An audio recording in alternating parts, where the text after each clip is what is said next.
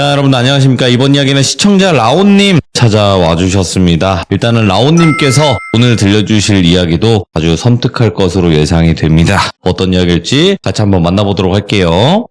네, 여보세요. 아, 라온님 안녕하세요. 네, 안녕하세요. 아이고, 오늘 이렇게 또 찾아와 주셨네요. 아, 네, 감사합니다. 네, 아유, 제가 감사하죠. 예. 자, 라온님. 네. 한 주간 잘 지내셨을 텐데, 그래도 네. 어떤 뭐 이슈 없이 건강도 그렇고 별탈 없으시죠? 네, 이슈는 없었고, 방금 돌비님 춤추는 거 보고 왔거든요. 아, 그거는 제가 정말 다시 한번 사죄드립니다. 왜냐면 아니, 이게 사람이 충격을 한번 받으면요, 꿈에도 나와요. 아무튼 제가 원래 정말 라이브 하기 죄송하고. 전에 그 네네. 생방을 잘 안 틀어보는 편인데, 오늘따라 한번 틀어보고 싶더라고요. 그게 그 이끌림이 있습니다. 아이, 그러면 이해합니다. 네, 이끌림이 있고 그 말 그대로 꽃이 활짝 피면 벌들이 그 꿀냄새를 맡고 오지 않습니까? 그쵸, 그쵸. 그런 느낌이다라고 이제 네네. 보시면 될 것 같고. 네, 아무튼 감사합니다. 자, 그러면 라온님 오늘 해주실 이야기 바로 출발을 해보도록 하겠습니다. 렛츠고! 길이십니다. 라온이에요.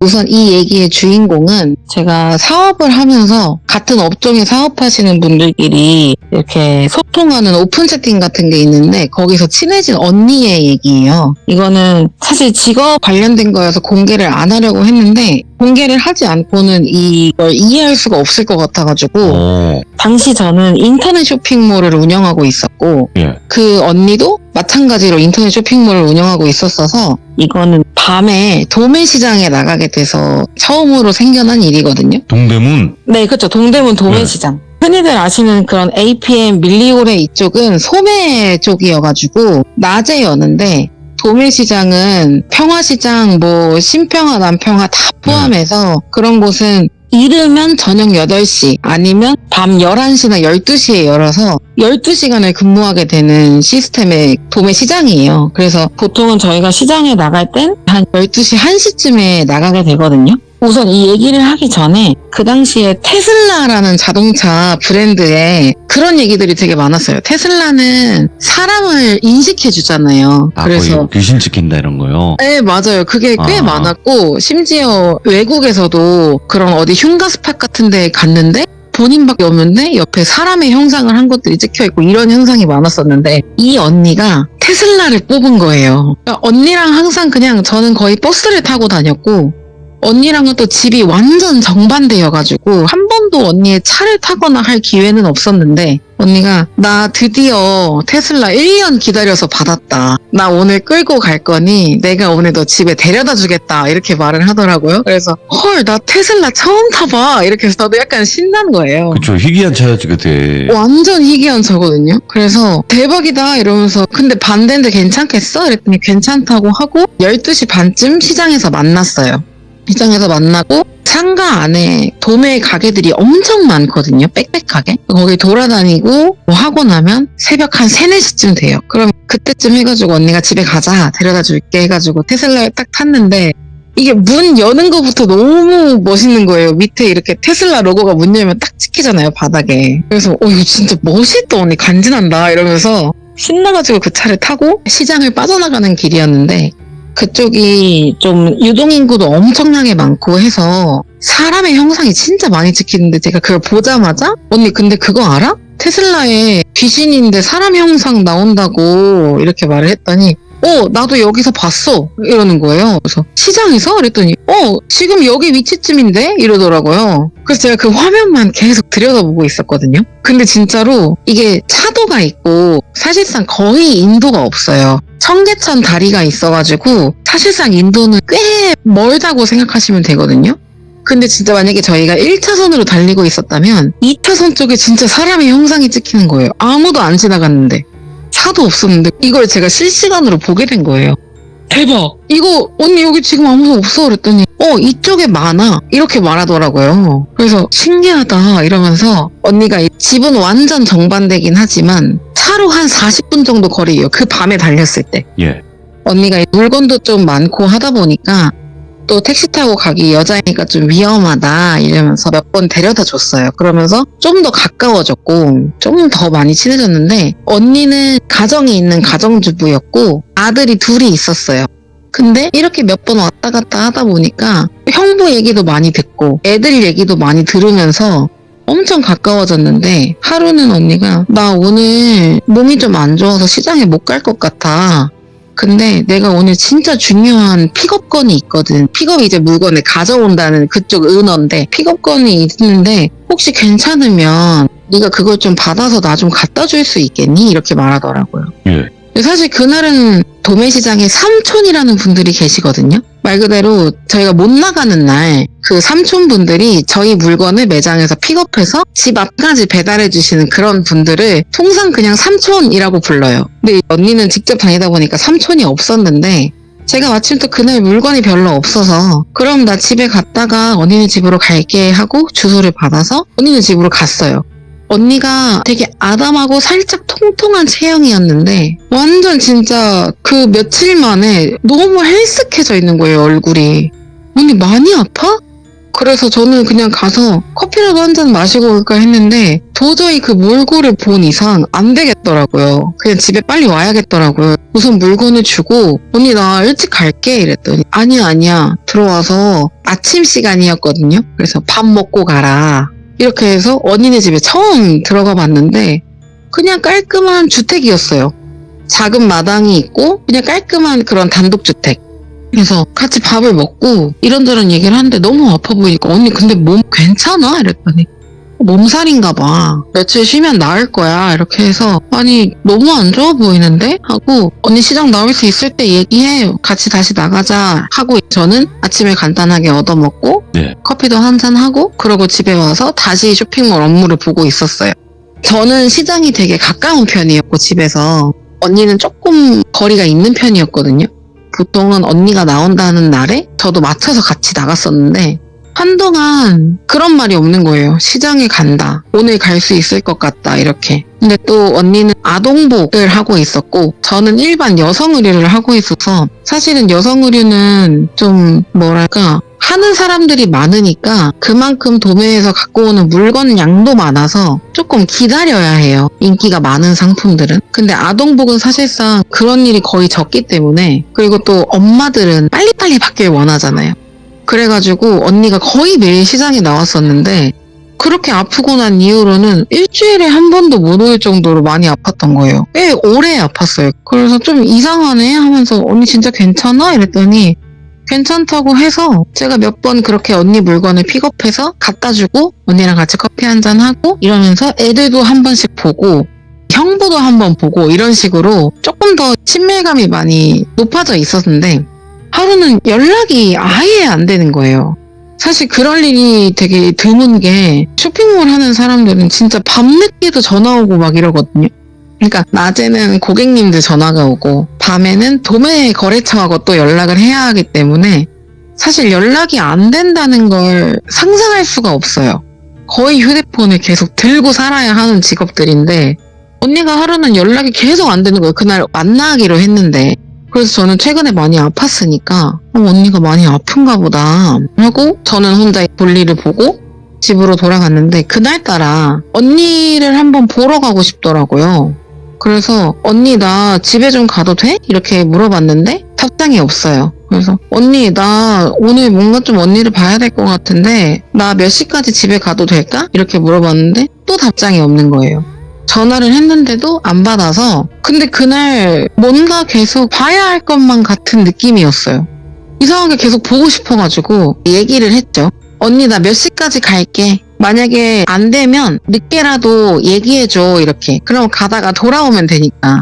근데 제가 출발하는 시간까지도 아무 연락이 없어서 심지어 읽지도 않았어요 카톡을. 그래서 그냥 갔어요 무작정. 집 앞에 가서 벨을 누르니까 형부가 나오시더라고요. 그래서 형부 안녕하세요. 출근 안 하셨어요? 그랬더니 출근을 했는데 안 그래도 애엄마가 연락이 안 돼서 걱정돼서 집에 와봤다. 그래서 저도 오늘 언니를 좀 보고 싶었는데 언니가 연락이 안 돼서 집에 와봤다. 언니 혹시 지금 집에 있냐? 그랬더니 집에 있는데 누구를 만날 만한 상황은 아닌 것 같다 이렇게 말을 하더라고요. 그래서 그게 무슨 말인가요? 그랬더니 형부는 들어와서 한번 봐라. 근데 너무 놀라지 말아라. 이렇게 했는데 진짜 피골이 상접하다라는 말이 맞을 정도로 사람이 너무 야위어 있는 거예요. 언니 괜찮아? 하고 말을 걸었는데 눈을 이렇게 쓱 뜨더니 언제 왔어? 이러더라고요. 그래서 언니 내가 카톡 아직도 확인 못했어? 이랬는데 핸드폰을 들 힘도 없대요. 그 정도로 아프다고 하길래 우선 형부가 또 집에 계시니까 사실 저는 집에 가봐도 되는 거니까 언니 우선 몸조리 잘하고 괜찮아지면 연락해라 이렇게 말하고 전 집에 갔고 저는 그냥 제 일을 하면서 보내고 있었는데 하루는 언니가 연락이 오더라고요. 라온아 어디야? 언니 나 사무실이지. 좀 괜찮아? 이랬더니 괜찮대요. 근데 목소리도 많이 평소의 언니로 돌아온 것 같더라고요. 그래서 다행이다. 나 진짜 많이 걱정했다고. 그래서 좀 언니가 이따 퇴근하고 커피 한잔 하고 같이 시장 갈래? 이렇게 하는데 그 말이 너무 반가웠거든요.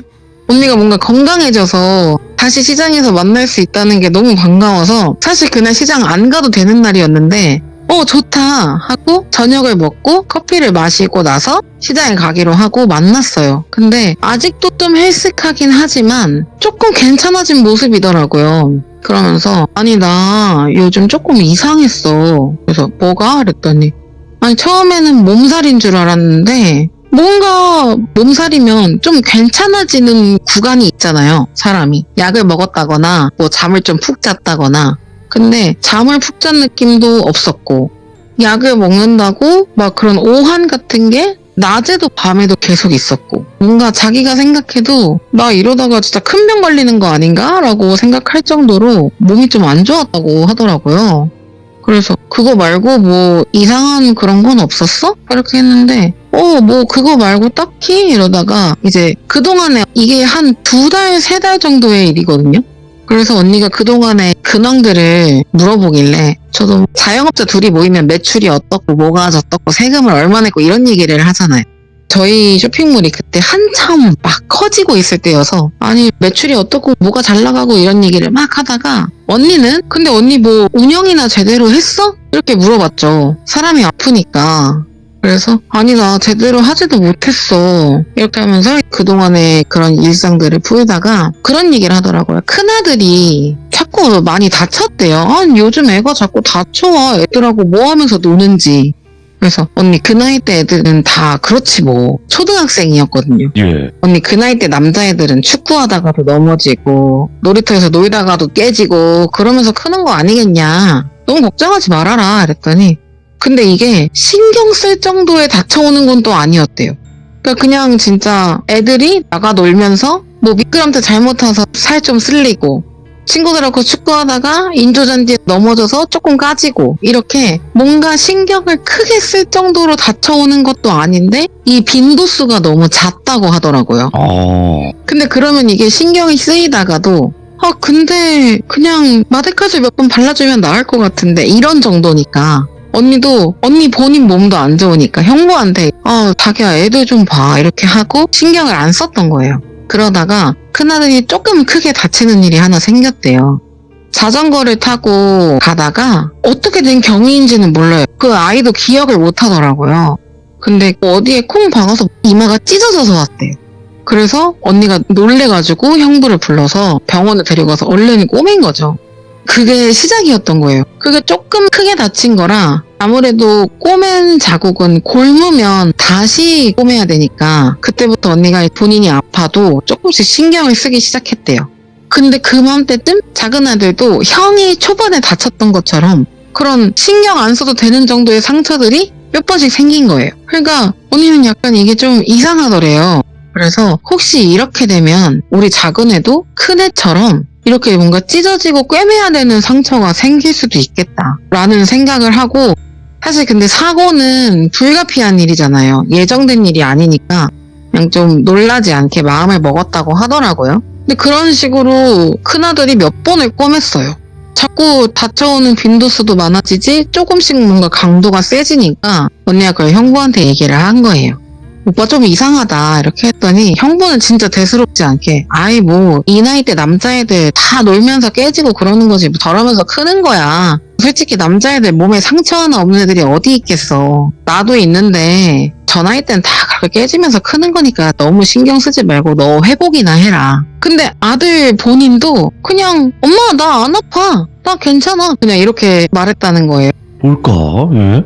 언니도 사실 신경은 쓰이지만 다들 괜찮다고 하니까 아 괜찮구나 이렇게 생각을 하게 되잖아요. 사람이 좀 무뎌지게. 그래서 또 그렇게 시간이 계속 흐르는데 그 사이에 애들은 조금씩 더 다쳐와요. 그리고 언니가 그때 딱 괜찮아졌을 그날에 시장을 같이 갔는데 언니 이렇게 무리하다가 또 아픈 거 아니야? 그랬더니 나 이제 진짜 많이 몸이 가벼워졌대요. 그때는 뭔가 누워있는데 침대 밑으로 뭔가 끌어당기는 것처럼 몸이 무거웠는데 지금은 씻고 나면 개운하고 그럴 정도로 몸이 많이 괜찮아졌다고 하길래 언니 그래도 너무 무리하지 말고 일찍 들어가자 우리. 나 안 들어줘도 되니까 언니 집에 먼저 가라 하고 그날도 적당히 둘 다 일을 보고 집에 보냈고 저는 언니보다 조금 더 일을 많이 보고 집에 들어갔을 때가 한 6시쯤이었어요. 아침 6시. 근데 들어가니까 엄마가 출근 준비를 하고 계시길래 보통 엄마가 그렇게 출근을 일찍 하는 날에는 제가 시장에도 맛집들이 있거든요. 그런 데서 꼬마김밥 같은 걸 좀 사와서 엄마랑 같이 앉아서 먹어요. 네. 먹으면서 이런저런 얘기하고 그러면서 엄마는 출근을 하고 저는 그때부터 또 일을 하기 시작하는 이런 스케줄이었거든요.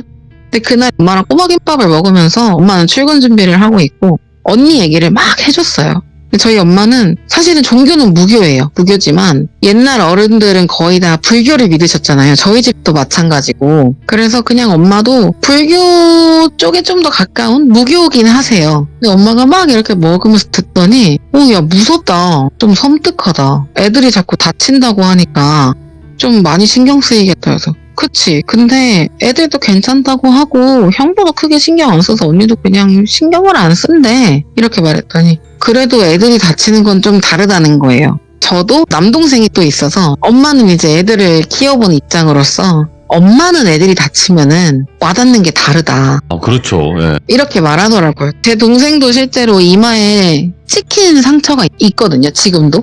그래서 엄마는 그거를 못 꼬매준 게 너무 마음이 아팠어 이러면서 막 얘기를 하면서 그 언니 뭐라도 해야 되는 거 아니야? 그냥 이렇게 말하더라고요. 뭐? 이랬더니 아니 뭐 점집이라도 가봐야 되는 거 아니야? 이렇게 얘기했는데 저희 엄마도 촉이 엄청 좋으세요. 그냥 촉이 되게 좋으신 편이라 제가 아니 무슨 점집이야 몸살 걸린 거 가지고 그냥 애들이 놀다가 다쳤겠지 이랬는데 그래서 엄마도 그냥 뭐 그러려니 내일 아니니까 하고 이제 그날 그렇게 끝났는데 또 그날부터 언니의 상태가 많이 안 좋아지기 시작한 거예요. 그래서 제가 형부한테 슬쩍 물어봤어요. 형부 혹시 언니 뭐 무슨 일이 있었어요? 가면 안 될 때를 갔다거나 하면 안 될 걸 했다거나 그런 적이 있었어요? 그랬더니 아 없대요. 왜냐면 하루 일상이 시장 갔다가 사무실 갔다가 애들 타원하고 학교하면 애들하고 저녁 먹고 그리고 다시 시장 가는 날은 시장 가고 이게 다였거든요. 네. 아니 뭐 없었다고. 근데 언니 너무 이상하지 않냐고. 이렇게 지금 3달이 넘었다고. 3달이 넘는 동안 지금 사람이 거의 육안상으로 봐도 10kg가 넘게 빠져 보이는데 이거 혹시 어디 크게 아픈 거 아니냐고. 그래서 보통은 갑상선 이런 걸 많이 생각하게 되잖아요. 네. 그래서 병원에 가서 검사를 받았는데 다행히도 아픈 곳은 없었어요. 병원에서도 증상을 듣더니 약간 독감이나 몸살 정도 아니냐라고 얘기를 하시더라고요. 근데도 이상한 거예요. 찜찜하게 언니는 살이 더 찌지도 않고 그렇다고 혈색이 막 돌아오는 것도 아니고 애들은 계속 다쳐요. 이 중간에도 자잘자잘하게 계속 다치고 뭐 막 친구랑 싸워서 친구 손톱에 긁혀서 오고 뭐 이런 거부터 시작해가지고 근데 또 신경 쓸 만큼 크게 다치지는 않으니까 형부도 크게 신경을 안 쓰고 언니 건강이 회복하는 거에만 신경을 좀 쓰신 거예요. 근데 아무리 주변 사람들이 그렇게 하더라도 이게 안 되는 거예요. 그래서 저는 그 와중에도 언니가 너무 보고 싶어서 집에 몇 번 찾아갔고 그러다가 제가 한번 그냥 지나가는 말로 엄마가 점집이라도 가봐야 되는 거 아니야? 이렇게 말한 게 생각나서 형부 점집이라도 가보셔야 되는 거 아닐까요? 이렇게 물어봤어요. 예. 그랬더니 왜? 이렇게 물어보셔서 아니 제가 이거를 며칠 전에 엄마하고 얘기하면서 슬쩍 얘기를 했는데 엄마가 점집에도 가봐야 되는 거 아니야? 이렇게 그냥 흘러가는 말로 하셨는데 그 말이 계속 기억에 남아요. 엄마가 촉이 좀 좋거든요. 시간 내시면 언니하고 같이 그런 무당 이런 점집에 한번 가보시는 게 어떠세요? 했는데 사실 형부는 그런 걸 안 믿으셨던 것 같아요. 반응이 좀 탐탁지 않았거든요. 제가 그날 나오면서 꼭 한번 가보세요. 이렇게 했는데 그 당시에 제가 좀 건너 아시는 분 중에 애동이라고 하죠. 받은 지 얼마 안 되시는 분들.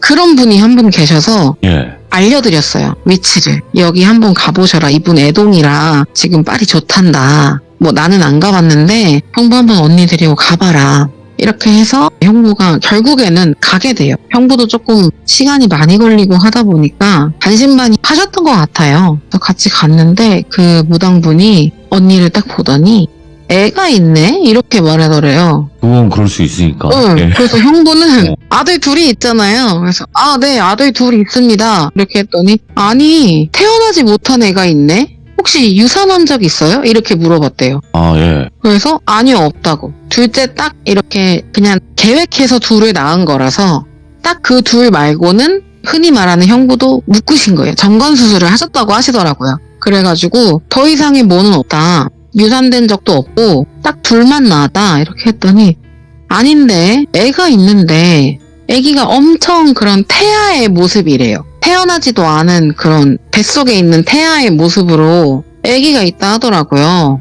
그러더니 혹시 언니 친척 중에 언니 형제자매 중에 여자가 있냐 물어봐서 아니요, 없다고. 웬 여자랑 웬 애기가 있는데 이게 뭔가 가까운 사이는 아닌데 좀 많이 한이 맺힌 것 같아. 이런 식으로 말씀을 하셨다는 거예요.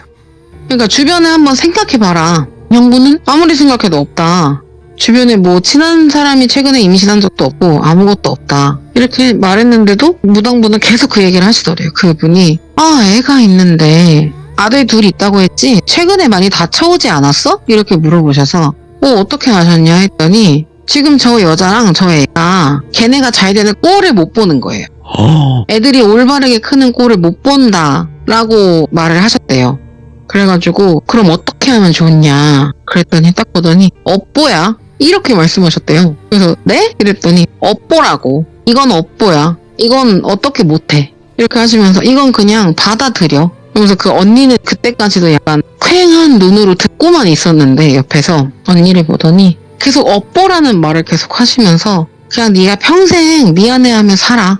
이렇게 말씀을 하셨다는 거예요. 형부는 무슨 말인가 싶고 언니는 거기서 울고 있더래요. 그 말을 듣고. 이건 너가 짊어지고 가야 될 거야. 그러니까 그냥 평생 미안해하면서 반성하고 살아. 계속 이렇게 말하시고 나는 할 말 없다. 이렇게 하셨다는 거예요. 그래서 우선 데리고 나와서 그날 집에 가서 애들이 다 자고 나서 형부가 물어봤대요. 혹시 옛날에 뭐 여자나 애나 뭐 있었냐. 근데 아무리 형부의 상상 회로를 돌려도 여자랑 애가 같이 있는 무언가가 생각이 나는 게 없었다는 거예요. 형부는 혹시 나 만나기 전에 그런 뭔가 일이 있었으면 말을 해봐라. 진짜로 그 사람들 때문에 그런 거면 뭐라도 해야 하지 않겠냐. 그래야 네가 좋아지지 않겠냐. 돈을 들여도 좋으니 한번 속 시원하게 얘기해봐라. 이랬는데 언니가 말하더래요. 자기가 사실은 예전에 운전을 해가지고 인사사고가 난 거죠. 인사사고가 났는데 어떤 여자가 즉사는 아니고 회복이 안 돼서 돌아가셨다. 옷 전해들었다. 이렇게 말을 하더라고요. 그리고 실제로 그분이 임신 중이셨던 거예요. 그래서 그 당시에 재판을 하고 뭐 합의 보고 끝났나 봐요, 일이. 이제 그 형부는 그럼 혹시 그 사람인가 싶어서 그러면 우리 이거 뭐 약간 천도제? 위령제? 이런 것처럼 뭐라도 해보자 우리. 이렇게 해서 그 원래 찾아갔던 애동군한테 그 얘기를 말씀을 하셨대요. 그랬더니 아마 그렇게 되면 그 여자가 모성애가 엄청 강해서 자기 뱃속에 있는 아기까지 죽은 거잖아요. 그러면 자기를 죽인 여자의 애들을 당연히 올바르게 크는 걸 볼 수 있겠느냐, 너 같으면. 나 같아도 못 본다. 그런 한이 있었지 않겠느냐, 이런 식으로 말을 하시니까 어떻게 방법이 없겠냐. 이렇게 해서 우선 아이들한테 그냥 애들 가방 안쪽에다가 그런 나쁜 걸 막아주는 부적 같은 거 있잖아요. 그거를 애들한테 것만 하나씩 써주시고 이거 다들 하나씩 넣고 다니라고. 그래서 형부가 그날 와서 애들 가방을 찢어가지고 거기다 하나 꼬매서 넣고 형부 지갑에도 언니 지갑에도 하나씩 이렇게 그걸 넣어놨대요. 네. 근데 그러면서 이게 100% 막아준다고는 못한다. 근데 그냥 최대한 애들한테라도 아무 일 안 생기게 비방이라도 하는 거니까 너무 이 부적의 힘에 믿지는 말아라. 이렇게 하시고 시간이 지났어요. 그때 제가 아까 저희 사업체가 좀 크고 있었다고 말씀드렸잖아요. 맞아요. 그때 진짜 엄청 커졌거든요. 그러니까 저도 너무 바쁜 일상을 보내고 있는 거예요. 그래서 언니를 신경을 못 쓰다가 그 언니랑 자주 갔던 거래처에서 요즘 왜 그 언니랑 안 와? 이렇게 물어보시더라고요. 그래서 언니 요즘 좀 아파. 그랬어요. 했더니 아니 안 그래도 나 진짜 뭐 예를 들어 김 사장 보고 싶나 봐. 꿈에 나오더라고. 그래서 꿈에서 뭐 했는데? 이렇게 물어봤어요. 아니 별건 하진 않았어. 근데 엄청 슬픈 눈으로 그냥 앉아 있었대요. 무릎을 이렇게 세워서 모으고 앉아 있었다고 하더라고요. 근데 뭔가 이상한 거예요. 그냥 이 기분이 별로 안 좋은 거예요. 그래서 내가 오늘이나 빠른 시일 내에 언니를 한번 만나러 가봐야겠다. 그래가지고 언니를 만나러 갔는데 언니가 자살을 했더라고요. 아이고. 진짜 한순간에 그렇게 일어난 일이에요. 갔는데 형부가 그 얘기를 해주시더라고요. 언니가 극단적인 선택을 했다. 그래서 갑자기요? 그래서 도저히 이제 못 견디겠다고 말을 했대요. 전날 밤에. 그러니까 제가 그 다른 거래사 사장님하고 언니에 대한 얘기를 나누던 그 시간에 진짜 못 견디겠다고 말을 했다나 봐요. 너무 힘들다. 그 형부가 뭐가 힘드냐 했더니 자꾸 꿈에 그때 그 여자랑 웬 애기가 계속 운대요. 엄청 큰 소리로 운대요. 귀가 찢어질 정도로. 근데 이게 계속되다 보니까 못 참겠다고. 그래서 좀만 더 참아보자. 조금만 더 기다리면 좋아질 거다 했는데 형부가 그때 밤에 좀 나가실 일이 있어가지고 일 때문에 나가셨는데 그 사이에 집에서 좀 극단적인 선택을 했다고 하더라고요. 결국엔. 근데 이게 이전에 테슬라 전에도 원래 타던 차가 있을 거 아니에요. 그렇겠죠. 그 차를 탔을 땐 이런 현상이 없었대요. 네. 근데 갑자기 형부가 갑자기 그 차가 생각이 나서 차 바꾸고 유독 저러는 것 같다. 좀 이상하다 이랬는데 물론 당연히 그 차와 이거에 연관은 없겠지만 그리고 그렇게 자살을 하고 언니가 형부는 갑자기 애들 둘을 본인이 혼자 돌봐야 되잖아요. 그렇게 언니가 자살한 이후에 큰애도 조금 크게 다쳤다고 들었거든요. 어떻게 다쳤는지는 모르겠고 크게 다쳤다고 들었어요. 그리고 나서 저는 그다음부터는 형부나 뭐 누구랑 연락을 하지를 않았어요. 예. 근데 언니가 죽은 거는 친하게 지내던 사람들은 다 알고 있으니까 제가 이거를 준비하면서 그 거래처 사장님한테 한번 연락을 했었거든요. 사장님 혹시 그 언니 보러 납골당 간 적 있냐? 그랬더니 안 그래도 최근에 언니 생일이었어요. 지난달 말에. 그래서 나 안 그래도 그때 생일날 갔다 왔는데 좀 이상하긴 했어. 뭐가요? 그랬더니 꽃다발을 이렇게 자그마한 걸 사가지고 붙여놓고 오잖아요.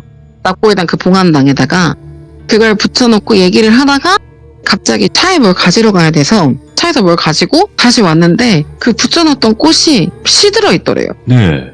분명히 생화였대요. 생화였는데 갑자기 이 진짜 한 10몇 분밖에 안 됐는데 꽃이 파사삭 시들어 있었다는 거예요. 그래서 사장님 어라? 하고 다시 그 봉안당에서 파는 꽃을 사서 걸어놨대요. 그래서 그 다음날에 형부가 가셨는데 사장님한테 전화해서 그랬다는 거예요. 아니 안 그래도 죽은 사람인데 왜 자꾸 시든 꽃을 걸어놓냐고. 그래서 아니라고. 근데 이게 사진을 찍을 수가 없으니까 아니라고 자기는 시든 꽃 걸어놓은 적 없다. 그랬더니 아니 꼭 누군가가 왔다 갈 때마다 꽃이 시들어 있었대요. 그래서 자기는 뭔가 이 죽음 자체를 저주한다고 생각을 하셨나 봐요.